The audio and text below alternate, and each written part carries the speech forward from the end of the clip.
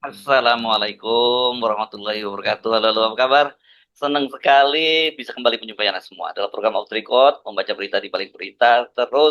Masih terus bersama kami, saya Hersu Guno Arif. Dan saya Gibeta senang sekali menjumpai teman-teman semua. Teman-teman ini ada berita yang Banyak eh, sekali di kehebohan hari ke hari. sebenarnya, Mbak ya. Banyak sekali kehebohan berita, tapi kita nggak mungkin membicarakan semuanya. Kita pilih beberapa saja yang mungkin Betul. sangat menarik ya, Mbak Agi. Oke, Mbak Agi Ya, apa? kita pilih-pilih saja. Betul. Ya, Mhm. silakan. Iya. Ya, salah satunya mungkin ini sebenarnya sudah diungkap dan sudah dikatakan pada pekan lalu ya, tapi kita belum bahas nih Mas Hersu. Ini mungkin teman-teman sudah tahu ya bahwa ada dua dirjen ya, artinya berarti dia eselon satu ya, Hmm. yang ini warisan dari zaman Sri Mulyani, dari Yes. zaman Menteri Keuangan Sri Mulyani dan juga pejabat karir pada masa Jokowi lah begitu. Yang kita tahu Sri Mulyani berapa tahun dia dan berapa kali dia menjabat menjadi Menteri Keuangan dan kita tahu ya mazhab dia adalah mazhab neolib gitu, neoliberal begitu dikatakan oleh banyak pengamat. Ini mungkin yang menyebabkan sehingga kedua dirjen ini akhirnya membuat apa ya Mas Irsu pembusukan dari dalam lah kalau kita katakan seperti itu dan ini Manuver-manuver. diakui Manuver-manuver di dalam. manuver.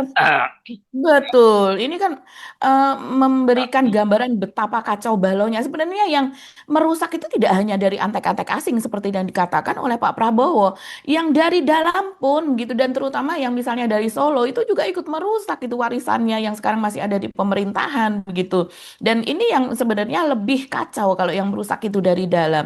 Akhirnya kan diakui oleh Pak Purbaya bahwa pemecatan dua orang tersebut yang sekarang diganti dengan pejabat sementara begitu ya, yaitu Dirjen Anggaran Luki Afirman dan juga Dirjen Strategi Ekonomi dan Fiskal Febri Yonatan Kacaribu. Ini baru saja dilantik loh, belum lama dilantik itu sudah langsung dicopot oleh Pak Purbaya. Ini karena mungkin sebelumnya Pak Purbaya ini terheran-heran Mas Hersu. Ada apa ini kok ada isu-isu yang seperti itu begitu ya.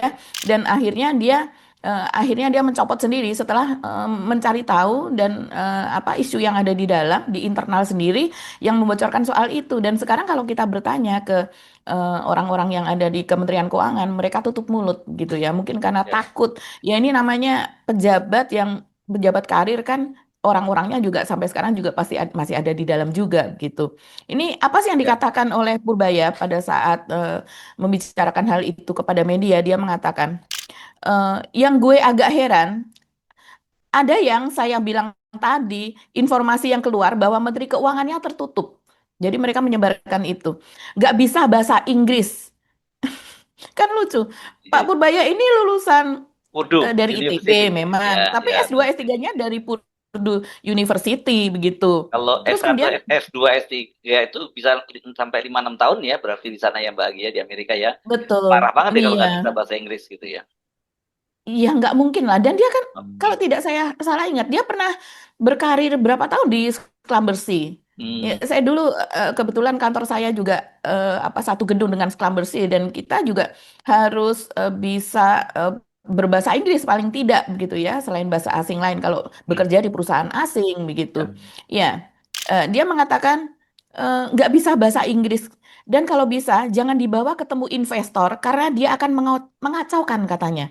Jadi ditutup nih apa namanya pertemuan atau jalur Purbaya dengan investor karena biasanya ya kalau terjadi pergantian pejabat gitu maka tidak berarti bahwa kemudian investornya ganti itu kan eh, ada penghubung-penghubung khusus yang kemudian akan memperkenalkan kepada para Pak Menteri ini biasanya masa orientasinya sekitar sebulan 2 bulan apa saja yang harus segera dikerjakan apa yang sudah deadline harus segera diputuskan, apa saja yang masih berlangsung dan sebagainya begitu.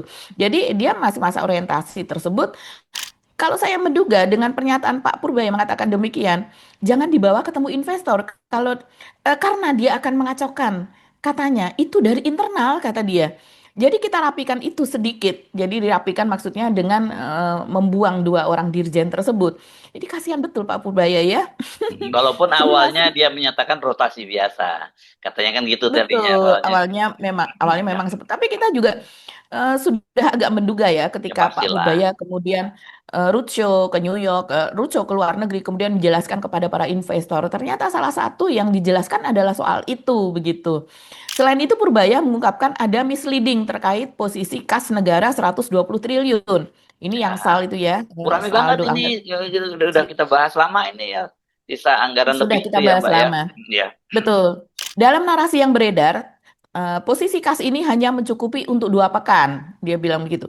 Ketika ada misinformasi seperti itu kan meruntuhkan kredibilitas pemerintah juga. Jadi mesti kita rapikan. Itu aja kata dia begitu. Dan dia menjelaskan bahwa 120 triliun itu adalah dana saldo anggaran lebih yang parkir di Bank Indonesia BI dari total 420 triliun. Nah, kita sudah sering bahas ini. Ya. Sementara sisanya 300 triliun ditempatkan di perbankan dan sewaktu-waktu dapat ditarik kembali karena sifatnya deposito on call. Oleh karena itu, Purbaya memastikan APBN dalam kondisi baik dan tercukupi. Bendahara negara itu meminta masyarakat jangan khawatir. Saya membacanya dari Detik nih. Jadi nggak usah takut dengan APBN pemerintah masih cukup dan uang kita masih banyak. SAL itu malah belum kita sentuh sama sekali. Hanya saya pindahkan saja untuk dorong perekonomian begitu. Nah, kalau yang ini sih saya punya pendapat sendiri ya. Kita Ya, ya, masih ya. bisa kritisi lah kalau soal ini ya, Pak Purbaya.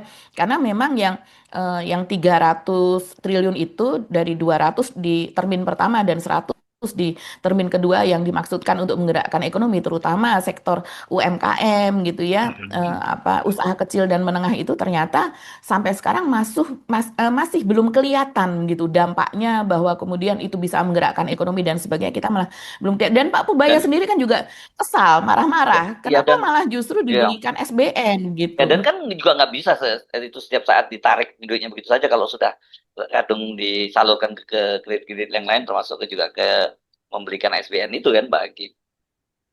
Betul, betul. Mungkin ini yang mungkin yang dicemaskan karena misalnya yang 120 triliun itu ya Mas Irsu itu masih bisa untuk berapa bulan, tapi dinarasikan hanya cukup untuk 2 pekan, hanya cukup untuk 2 minggu, mungkin itu ya. Tapi sebetulnya memang keadaan kita saat ini kalau kita melihat kondisi perekonomian ya memang sedang tidak baik-baik saja. Yang kita tahu apa angka rupiah saja, kurs rupiah terhadap dolar sudah naik tinggi 17.300 dan beberapa pengamat mengatakan jangan sampai melewati angka angka psikologis yang berikutnya yaitu 18.000. Bahkan ada yang mengatakan kalau sudah begini bisa merosot terus sampai ke 20.000. Itu bakalan apa ya? Karena bunga utang kita saat ini dari antara 500 triliun sampai dengan 600 triliun gitu yang sudah harus kita bayar. Sementara utang pokok sendiri juga sekitar 800 triliun. Itu sudah sangat-sangat besar begitu. Ini cicilan yang selama Indonesia berdiri termasuk yang paling besar begitu. Jadi memang sebetulnya kita memang sudah dalam dan sementara penerimaan dari pajak begitu, penerimaan negara sendiri juga belum menunjukkan titik terang begitu kan. Nah, sebenarnya kalau yang seperti kata Pak Purbaya yang sekitar 300 triliun dari SAL yang dipinjamkan kepada bank atau ditempatkan di bank tersebut bisa untuk mendongkrak perekonomian, itu diharapkan kalau ekonomi tumbuh, orang berusaha, pajak masuk. Itu kan yang diinginkan gitu. Tapi saat ini rupanya ada sabotase sendiri dari dalam gitu yang kemudian membuat citra dari pemerintah sendiri begitu itu tidak hanya kemudian ditelan mentah-mentah oleh orang-orang Indonesia sendiri, tapi juga ternyata itu mempengaruhi para investor lokal.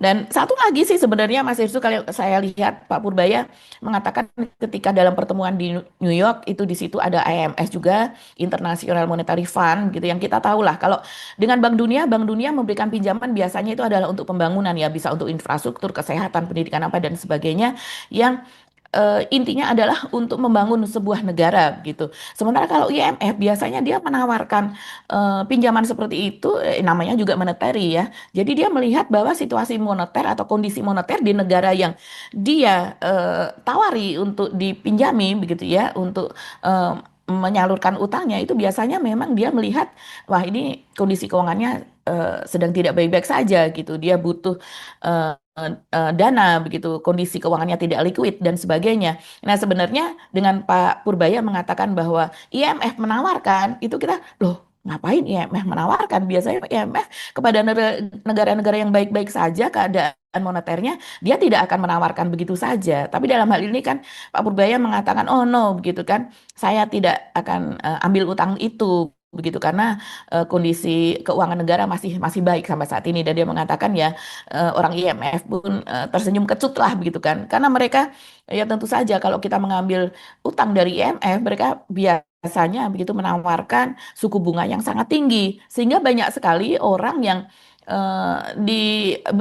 mengambil utang dari IMF akhirnya terjebak dalam utang itu sendiri akibat dari berbagai selain dari suku bunga yang tinggi, juga berbagai klausul perjanjian yang itu yang seringkali tidak malah justru memperburuk keadaan, seperti misalnya konsultan-konsultan ditentukan oleh IMF, harus dari IMF, tidak, kita tidak bisa bebas menentukan sendiri kebijakan di dalam negeri, kebijakan apapun ditentukan, dan harga konsultan itu di masa dulu kita masih terjebak IMF tahun 98 dan selanjutnya beberapa tahun selanjutnya sampai dengan masa Pak SBY itu, saya masih ingat Mas Heru, bagaimana orang-orang IMF ini harus tinggal di hotel begitu ya, dengan fasilitas bintang 5 plus plus begitu, dan kemudian mereka itu digaji sangat tinggi dengan dolar, tentu saja mereka memiliki staf, mereka ada standar mobil tertentu apa dan sebagainya. Akhirnya sebagian besar uang kita itu malah justru untuk memfasilitasi mereka Yes. sendiri begitu. Itu apa yang dilakukan Pak Purbaya ini sudah sangat tepat, tapi kita tetap harus waspada karena Ya. sebenarnya kita memang keuangan Ada kita ada tidak baik-baik buku saja. ya, ada buku American Hitman tuh ya, buku itu ya yang tentang Mhm. bercerita tentang pengakuan mereka yang bekerja di lembaga donor internasional yang bekerja di Indonesia itu ya memang sebenarnya kita itu betul-betul dikerjain habis gitu oleh Betul. negara-negara donor, dan Mhm. parahnya di pemerintahan kita banyak sekali agen-agen lembaga-lembaga Iya, yang internasional justru asing itu. memanfaatkan itu. Yes, dan mereka levelnya tinggi, Jawa tinggi, ada yang di menteri dan sebagainya gitu, yang jadi memang ini tapi ini soal yang dilematis ya, bukan hanya semata-mata soal patriotisme atau soal anti-anti asing, tetapi memang ketergantungan kepada lembaga-lembaga internasional, lembaga-lembaga donor itu, kan mereka bagaimanapun kepentingan kapitalis Mhm. yang itu menjerat banyak negara, bukan hanya di Indonesia. Makanya kan kemarin itu kan cukup ramai ketika mulai terungkap ketika Iran diserbu oleh Amerika dan dia punya daya tahan yang seperti itu, mulai terkejut, ada apa ini? Padahal di negara ini kan sudah diembargo hampir selama 50 tahun ya, sejak tahun 99 oleh Amerika gitu. Dan kemudian Iya. sejak revolusi para mullah kan, Ayatullah Mhm. Khamenei memilih menjatuhkan Syah Riza Pahlavi itu yang bonekanya Amerika, kan kemudian dia diembargo. Tapi ternyata ekonominya Iran malah baik-baik saja gitu, karena justru mereka tidak punya lagi ketergantungan kepada lembaga, kepada dolar dan sebagainya gitu Mbak Agi. Ini yang saya kira kita mesti memang perlu keberanian mengambil langkah-langkah itu, tapi bukan hanya sekedar Betul. keberanian, tapi kecerdikan juga gitu untuk memahami bagaimana Mhm. permainan Mhm. kapitalisme asing itu. Nah, saya tidak tahu apakah ini narasi Pak Purbaya ini nanti yang narasinya dibungkus dengan nasionalisme itu betul-betul dia bisa wujudkan, karena kita mesti ngomong jujur bahwa situasi Indonesia saat ini memang tidak baik-baik saja, dan sesungguhnya itu bukan hanya terjadi pada Indonesia tapi hampir seluruh dunia juga terjadi semacam itu. Hanya saja kan daya tahan masing-masing negara berbeda-beda Mbak Agi, sama dengan kayak COVID ya, Betul. ya semua orang bisa terpapar COVID, tapi kenapa ada yang kemudian meninggal dunia, tapi ada yang biasa-biasa saja karena yang satunya sudah punya komorbid. Persoalan kan di Indonesia tuh kita punya banyak komorbidnya, itu yang jadi masalah kan gitu. Iya, kita menyadari bahwa masalah geopolitik internasional begitu ya, situasi yang tidak baik di luar sana begitu memang sangat mempengaruhi ekonomi kita. Tapi selain itu seperti kata Mas Hersu, masalah lokal domestik kita memang sudah sangat banyak begitu Ya. Mas Hersu. Dan kebijakan-kebijakan Presiden Prabowo ini juga yang salah satu menjadi penyebab juga kebijakannya itu kebijakan sosial yang sangat-sangat baik begitu. Tapi kan implementasinya penerapannya di lapangan itu yang tidak baik-baik saja begitu, dan Pak Prabowo mungkin tidak banyak mengetahui itu, bahwa level penerapan kebijakan di lapangan itu justru banyak merugikan masyarakat, seperti misalnya dengan salah satu yang sangat-sangat disorot itu adalah MBG begitu, Yes. yaitu bahwa saya melihat begitu banyak video begitu yang direkam dari masyarakat begitu yang warung-warung itu tutup, kemudian kantin sekolah itu sudah tidak sudah ya sudah tidak seperti dulu lagi. Mereka eh, omsetnya sudah jauh menurun begitu.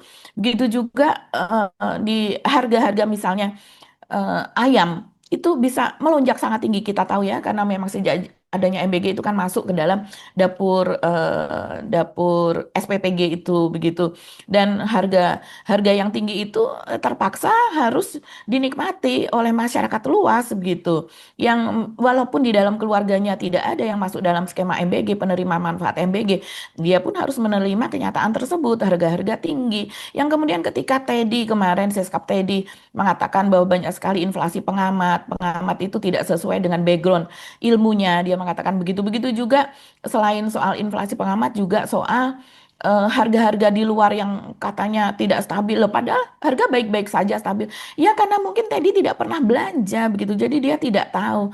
Tapi yang kita yang ada di apa namanya yang setiap hari menghadapi kenyataan yang kita belanja sendiri begitu loh tidak nyuruh orang untuk belanja tapi kita belanja sendiri kita tahu persis harga-harga itu sudah tidak masuk akal Mas Hersu. Jadi belanja tomat itu sudah di atas 20.000 terus dan Ya. ini kapan turun? Tomat sekilo begitu di atas. Kentang itu harganya sudah 30 ribuan. Padahal kita tahu apa ya jadinya misalnya sekarang kalau misalnya membeli ke warteg ke warung Tegal gitu kita membeli apa mau laku apa begitu dibungkus misalnya ya sekitar sebelumnya itu bisa 4.000 5.000 sekarang kalau ingin porsi yang sama ya 7.000 8.000 kalau kita minta 5.000 saja deh sedikit sekali ya wajar mereka. Belum lagi harga cabai yang bertengger tetap tinggi dan kemudian sekarang harga daging sapi yang sudah 120 130 itu sudah diskon begitu ya. Dan yang banyak lemaknya. Sementara kalau yang lainnya itu harganya jauh lebih. Jadi memang maksudnya mau ada gizi untuk sekelompok orang begitu ya memperbaiki gizi mereka, tapi ternyata kenyataannya juga gizinya juga dipertanyakan. Kapan mereka makan proteinnya itu saja. Yang katanya 19.000 ekor sapi disembelih per hari ternyata itu zong begitu kan. Nah, dan saya belum menemui yang anak-anak itu yang mendapatkan misalnya setidaknya seminggu sekali makan daging sapi dari menu MBG tidak ada Mas Hersu, kenyataannya tidak ada begitu. Jadi Pak Prabowo memiliki apa visi yang sangat baik, tapi implementasinya lagi-lagi implementasinya itu yang kemudian amburadul begitu. Nah, ini kalau yang sekarang kita kembali kepada masalah di Kementerian Keuangan, ini yang baru mengaku baru satu Menteri Keuangan. Begitu satu kementerian. Padahal kita punya berapa? 34 kementerian. Bagaimana yang terjadi di kementerian-kementerian yang lainnya yang memiliki anggaran besar begitu kan? Sementara bercokol di situ mereka yang sudah terlanjur enak di terlanjur enak di rezim yang sebelumnya di rezim Jokowi begitu. Yang sekarang kalau seandainya pun mau dibenahi itu susah.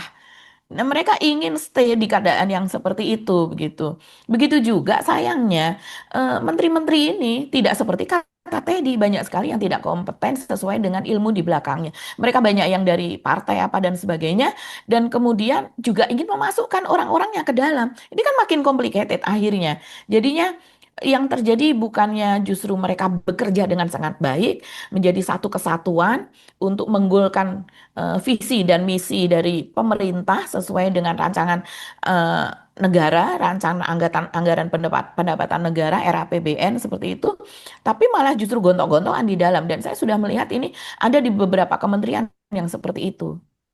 Iya, memang situasinya lebih susah lagi kalau kemudian kita kaitkan meskipun ini sedikit aja supaya ada konteksnya ya. Mhm, Kan ada dua mhm, yang terbaru itu ada ada kabar dua dirjen di Kementerian Perumahan yang mengundurkan diri kan. Gitu. Sebelumnya ada juga dua dirjen di PU, Kementerian PU yang mhm, mengundurkan diri. Tapi kalau yang itu kasusnya jelas karena katanya ada temuan yang kemudian diminta untuk mhm. melakukan perbaikan-perbaikan, tapi kemudian akhirnya ternyata tidak dijalankan dan ketika dilakukan audit lagi masih ada temuan itu kemudian mereka akhirnya memilih mundurkan diri gitu. Kalau saya bilang kalau udah ada temuan jangan hanya mundurkan diri harus dilakukan tindakan hukum kan begitu. Sementara yang yang menarik tentu saja di Kementerian Perumahan ya Mbak Agi ya. Dan Ya, orang tanpa tanpa jelas dan betul. kita dengar berita yang macam-macam tentang Pak Menteri ARA ini gitu itu yang menarik Pak. Bahkan kabarnya akan ada mundur beberapa pejabat lainnya juga akan ikut mundur katanya begitu.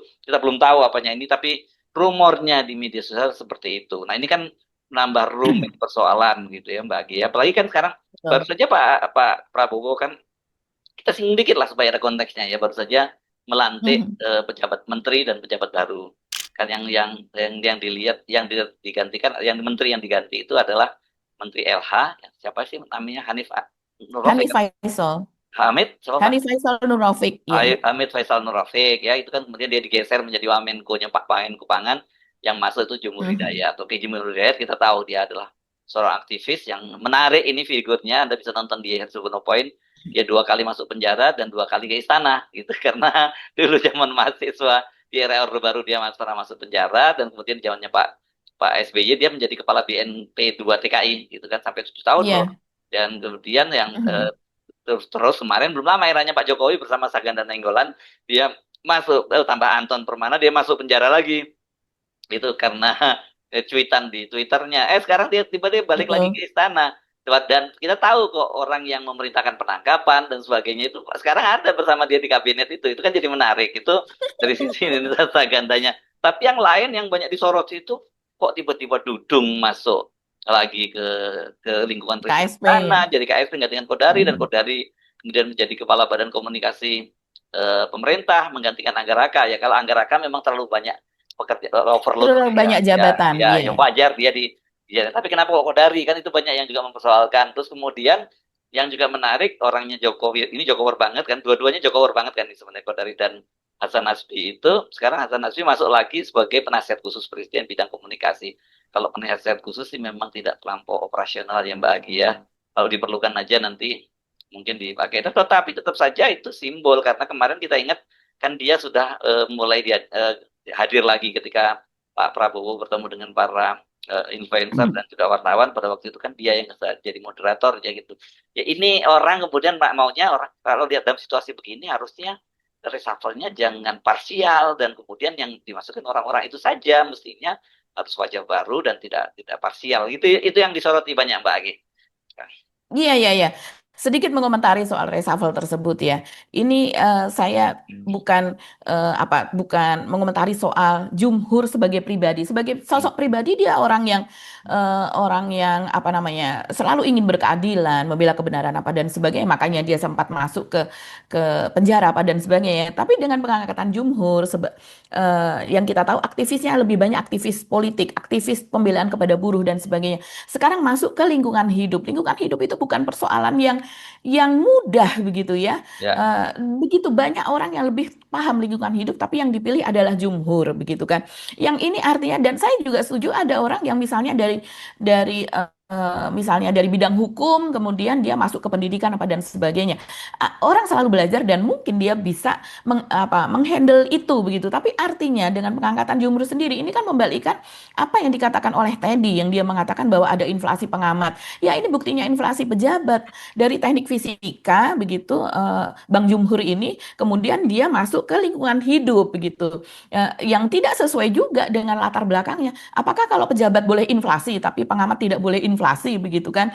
Orang bisa belajar kok begitu. Jadi saya kira kita kalau saya sih memandang positif ya, Jumhur pasti bisa lah di situ. Tapi ada satu lagi beban dari situ di balik ini juga Pak Prabowo pada tahun 2029 ini membutuhkan dukungan dari buruh. Kita punya puluhan juta buruh begitu. Dan Jumhur ini termasuk orang yang berpengaruh kalau oh ya, dia sudah orasi pidato didengarkan oleh para buruh begitu ya, dia pandai berorasi apa dan sebagainya dan itu menjadi salah satu nanti bekal Pak Prabowo di tahun ya. 2029 gitu ada Dia kan Jumhur di ketua umum kabinet. KSPSI ya. Ini KSPSI kan organisasi Betul. buruh itu banyak sekali. Namanya juga ada Banyak, banyak. KSPI yang satunya ketua umum, satu presiden. Tapi memang KSPSI yang dipimpin oleh Jumhur ini yang terbesar berarti anggotanya. Dan tersebar juga di Betul. seluruh Indonesia dibandingkan dengan organisasi buruh lainnya. Saya kira mungkin faktor itu ya yang ini kan ya. Bagi silakan bagi. Iya, ada lagi Mas Hersul, sebelum Mas Hersul menyebut nama Kodari dan juga nama Hasan Nasbi. Saya kok menduga ini ada kaitannya dengan Teddy gitu ya. Karena ini orang kan kelompok yang dekat dengan dekat dengan Jokowi dan mereka ada di lingkaran Jokowi ketika Jokowi memerintah begitu. Dan kita juga sudah mendengar Hasan Nasbi sendiri mengatakan dia dipertemukan dengan Prabowo itu atas tawaran Teddy yang ingin mempertemukan dia dengan Prabowo. Yang begitu juga dengan apa namanya begitu juga siapa Mas Hersu yang dikatakan sebagai Gus eh, Miftah. eh, Siapa nama aslinya saya lupa ya. Taif. Taim Miftah atau siapa begitu. Iya, memang betul Mbak Agi. Jadi ini yang hal yang semacam ini saya kira mesti kita bikin bikin apa ya, bikin clear gitu ya Mbak Agi ya. Kan? Iya, Tapi oke lah, ya mau apa kalau memang presiden maunya seperti itu. iya, betul, betul. Dan apa ya Mas Ersu eh, kemarin saya melihat lagi begitu unggahan. Ya mungkin ini Mas pasti akan berlangsung Ya, terus-menerus sampai dengan selama iya, Prabowo masih memerintah. Saya ya. melihat bagaimana Menteri Tenaga Kerja Pak Profesor Yasirli itu menghadap Teddy juga yang membicarakan dan melaporkan Jadi udah hasil ada pattern, kerjanya. Pak, itu pattern sekarang ya, itu udah pola ya Ya, gitu itu ya. sebenarnya sudah pattern. Dan akhirnya kita bisa menduga bahwa ini tidak akan terjadi tanpa perintah atau Yes, persetujuan Pak Prabowo. iya, Tidak oh, mungkin. yes, Jadi ini memang jalur yang disediakan Pak Prabowo bahwa para menteri, kepala lembaga, badan, dan sebagainya itu melaporkan hal itu kepada Teddy. Teddy ini kan orang yang melekat kepada Pak ya, Prabowo. Mungkin dengan nanti Pak Prabowo berbincang dengan dirinya, dia akan melaporkan apa yang dia dapat dari para menteri, dari lembaga, dan sebagainya. Tapi akhirnya ini mengkonfirmasi bahwa para menteri itu belum tentu bisa bertemu dengan Pak Prabowo. Dan ini sudah diketahui masyarakat luas loh Pak Prabowo, bahwa para menteri belum tentu bisa langsung bertemu presiden. Biasanya hanya Menko yang bisa bertemu presiden. Nah, sebaiknya ini kan dikelirkan bahwa kita belum pernah ada presiden sebelum Pak Prabowo yang ada isu itu begitu bahwa hanya menteri tertentu yang bisa shortcut gitu kapanpun bisa bertemu Pak Prabowo meminta bertemu dengan Pak yes, Prabowo ini kan artinya eh, apa ya, menteri ini kan harusnya berhubungan langsung dengan ya. presiden. Kita dengan orang lain, kalau kita ngomong ke seseorang tapi lewat perantara, pasti selalu Ada ada noise, berapa ada persen yang distorsi, miss, ya ada distorsi, ada ada distorsi. noise, ya bisa di situ. Iya, Komunikasi betul. gitu ya, semakin Iya, panjang kalau dari komunikasinya begitu kan, semakin semakin banyak panjang rantainya. rantainya, channelnya itu akan noise, akan ada Betul. distorsi dan noise-nya akan makin banyak. Ya itu yang berbahaya. Apalagi kan bagaimanapun juga kita mesti ngomong ini ke soal kapasitas ya. Bukan jangan kita Betul. tidak selalu ngomongin soal Teddy, bahkan orang yang lebih hebat dari Teddy pun mungkin kalau ketika dia harus menangani semua persoalan itu juga dia betul-betul mampu gitu ya Mbak Agi. Belum tentu mampu, apalagi ini orang yang memang kalau kita lihat latar belakangnya juga tidak memiliki kapasitas yang mumpuni, memiliki jejak untuk persoalan itu. Mungkin Yes. di ketentaraan dia bagus, tapi Hmm. bukan di bidang ini. Ya, Begitu seperti misalnya seperti Menlu Sugiono, mungkin di bidang lain dia akan bagus begitu, tapi sayangnya dia diplotkan untuk menjadi Menteri Luar Negeri begitu. oke. Ya, kita kalau ngomongin itu kayaknya nggak ada habisnya deh, Nggak ada Mas habisnya. Yos. Oke. Masih ada yang tadi kan ada yang mau ada yang lain mau dibicarakan tadi soal apa lagi ya Mbak Agi ya? Sudah semua Oh iya tidak? iya, Oh, ada ini ya? soal Soal apa mm-mm. tuh? I- ini soal lelang kapal tanker dari Ah, Iran. iya Masih betul. ingat? Saya ingat itu.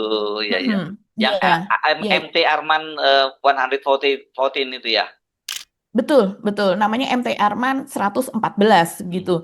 Hmm. Berbendera Iran ya, yang pada tahun 2023 kalau tidak salah kita Yes, pernah sih membahas ini. betul. Itu dia ditangkap di perairan Natuna begitu. Yes. Ketika itu dia sedang apa Ship namanya? to ship eh, memindahkan muatan ke kapal tanker dari Betul. Liberia gitu kan itu Memindahkan Pak. muatan Ya. minyak ya. Yes, ya. Iya. MT Arman ini adalah bukan tanker biasa. Dia disebut sebagai super tanker Hmm. karena panjangnya saja 300 meter. Yang kita bayangkan ya, Iran, negara Iran yang di Hmm. eh, eh, apa namanya? Yang diembargo begitu oleh Amerika Ya dan memang harus kemudian begitu membuat jualannya, bisa. Mbak. Dia di pasar gelap Betul, lah orang namanya di memang harus dia nggak itu kan. bisa dan bahkan negara-negara itu yang kemudian menampung minyak dari Iran, dia akan kena sanksi dari Iya, Amerika. Jadi memang jualannya itu di laut lepas iya. begitu. Jadi Dan bukan dan makanya itu kan gelap itu dari sisi Amerika, dari sisi Iran ya enggak dong itu hak memang minyak mereka betul kok dan gitu. peraturan itu ada itu kan atas peraturan sepihak dari Yes, negara superpower Amerika yang memang suka membuat aturan-aturan sesuai seenak jidatnya dia yes. sendiri, sesuai keuntungannya sendiri Ya. karena dia ingin menguasai Selat Hormuz. Belum lama ini ada lagi viral lagi wawancara dari Trump muda pada saat dia masih muda, mungkin sekitar umur sekitar 40-an gitu, yang dia mengatakan bahwa dia ingin menguasai Selat Hormuz Hmm. begitu, dan dia ingin menguasai apa minyak-minyak di Iran. Nah, udah Itu itu, sudah sangat jelas, itu memang itu cerita. cita-cita dari zaman dulu Ya, tapi begitu kalau ya. sekarang dia harus melupakan itulah ya. Karena Iya, iya. Tapi artinya apa yang dilakukan oleh Amerika itu memang sangat-sangat tidak adil. Dan nah, kemudian ketika ya, Iran ini, dia harus tetap hidup kan? Rakyat ya, Iran harus tetap hidup, mereka harus tetap ya, berkembang, memajukan pendidikan apa dan sebagainya. Dan ternyata ya, pendidikan mereka salah satu yang terbaik di dunia ya, ya. dan sebagainya.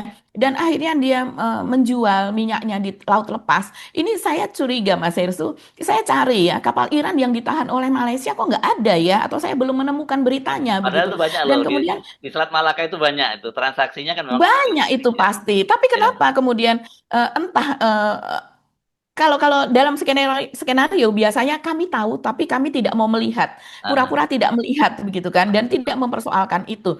Nah, ya. makanya kemudian 7 kapal tanker dari Malaysia dibiarkan lewat tanpa harus membayar tol, tanpa membayar Ya. harga apa, membayar pajak apa dan sebagainya. Itu ya kenapa ya? Dan Iran mengatakan bahwa ini sahabat sejati, katanya sahabat sejati, dan komunikasi antara Ya. Perdana Nah, Menteri Anwar Ibrahim dengan Menlu Iran. Iran dan juga pimpinan langsung Iran itu Sangat berlangsung dengan sangat akrab dalam ya. rekaman-rekaman yang disebar Nah, oleh Anwar Ibrahim itu gitu. poinnya yang paling penting menurut saya. Ini sehingga cukup sensitif ya pemerintah Indonesia dalam situasi semacam ini. Betul. Ini kan juga barang udah Mhm. lama nggak dilelang nggak laku. Kenapa sih mesti dimunculin lagi dalam situasi sekarang ketika sedang Dalam situasi perang seperti seligi ini, ya dan countdown dulu begitu iya ya. dan kapal kita juga belum lewat, mau cari gara-gara lagi gitu loh. Ya, Iya, jangan cari gara-gara begitu. ya. Kecuali ada perjanjian bawah tangan bahwa Iya. ini dilelang. Nanti kalau laku uangnya transfer ke Iran begitu kan. Oh, Tapi harganya masalahnya gini, harganya jauh banget kok, Mbak. Harganya murah banget kan. Berapa harga terbaru berapa? betul. Kemarin cuma 1,1 triliun kan dijualnya kan. Sekarang berapa harga baru? Iya, betul Mas Irsu. Coba ini saya bacakan ya. Ini dilelang sekitar 879 miliar. Waduh, Begitu. turun lagi harganya. Ya Ya, ampun. Ya. tapi akhirnya sekarang yang dilelang hanya minyaknya saja. Nah, Yang gitu sekitar dong. 1.200.000 barel minyak. Jadi hanya minyaknya karena Yang dibeli kemungkinan aja orang pemerintah tidak Indonesia. berminat terhadap kapalnya. Pemerintah Indonesia kan butuh minyaknya. Kenapa nggak daripada Betul. Nah, ini makanya Mas Hersu, salah satunya Pertamina juga kabarnya dari berapa ya 19 perusahaan yang mengikuti lelang. Ini sebenarnya lelangnya kan sudah dibuat bulan November tahun yang lalu, tahun Hmm, 2025. ya, Tapi lelangnya berikut dengan kapalnya, kapal berikut isinya, begitu. ya. Nah, ternyata tidak ada yang berminat. Kemudian dilelang lagi bulan Januari kalau tidak salah, dan kemudian tidak deal lagi. Dan sekarang ini dilelang lagi, begitu ya, dibuka lelang lagi tapi hanya minyaknya saja begitu, sementara negosiator kita gitu dari Kemenlu kita masih terus bernegosiasi, dari pihak Pertamina masih terus bernegosiasi supaya bisa membebaskan kapal Indonesia dari Selat Hormuz. Tapi minyak Iran begitu yang ada di sini, yang kapalnya itu sebetulnya Iran sudah bernegosiasi ketika kapal itu ditangkap tahun 2023. Iran meminta supaya kapal itu dilepaskan, mungkin dengan membayar denda apa dan sebagainya. Tapi kita menolak, dan Iran meminta supaya tidak masuk ke pengadilan gitu. Tapi akhirnya masuk ke pengadilan, dan nakodanya kalau tidak salah dihukum 5 tahun atau berapa, dan denda Jus berapa ingat saya miliar begitu lupa Mas gitu. Irsu. Ya. Dan iya, jadi ini memang apa ya, kasus lama yang menjadi ganjalan betul antara Tapi jangan Indonesia dimunculin lagi dengan Iran. sekarang gitu kan. Kacau nih ya. Oke, bagi. Iya, Oke, oke. kita ngobrolin lagi di episode berikutnya. Sampai ketemu lagi. Assalamualaikum warahmatullahi wabarakatuh.